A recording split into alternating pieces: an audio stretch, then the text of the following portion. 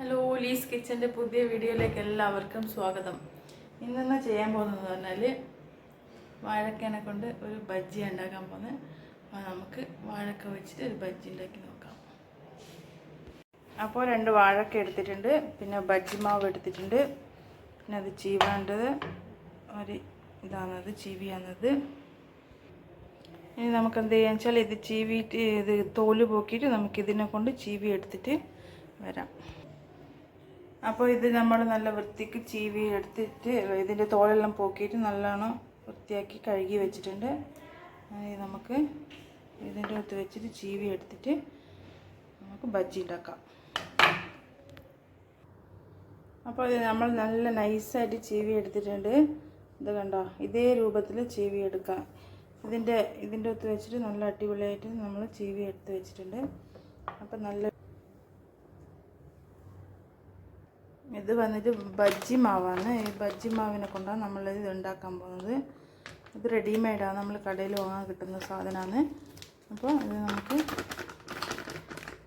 വെള്ളമൊഴിച്ച് കലക്കിയിട്ട് അതിൻ്റെ രൂപത്തിലെടുത്ത് ആക്കാം. അപ്പോൾ നമുക്ക് ഇത് മാവ് കലക്കാൻ ആവശ്യമായിട്ടുള്ള വെള്ളം അതിലോട്ട് ഒഴിച്ച് കൊടുത്തിട്ട് സ്പൂണ് വെച്ച് നമ്മൾ കലക്കി കൊടുക്കുന്നു. ഉപ്പൊന്നും ഇടേണ്ട ആവശ്യമില്ല ഇതിൽ, ഇത് ഓൾറെഡി ഉപ്പെല്ലാം ഉണ്ടാവും. അപ്പോൾ നല്ലോണം മിക്സ് ആക്കിയിട്ട് ഒരു 5 മിനിറ്റ് വെച്ചതിന് ശേഷം നമ്മൾ ചുട്ടെടുത്താൽ അടിപൊളിയായിട്ടുണ്ടാവും. കുട്ടികൾക്ക് 4 മണി പലഹാരത്തിനെല്ലാം അടിപൊളിയായിട്ടുണ്ടാവും. അപ്പോൾ ബജ്ജീൻ്റെ കൂട്ട് ഇവിടെ റെഡി ആയിട്ടുണ്ട്. ഇതാ ഈ ഒരു എത്തിക്കിലാണ് നമ്മൾ ബജ്ജീൻ്റെ മാവ് തയ്യാറാക്കേണ്ടത്. അപ്പോൾ നമുക്കിത് ഒരു പാത്രത്തിൽ എണ്ണ ഒഴിച്ചിട്ട് ചൂടോടെ ചുട്ടെടുക്കാം.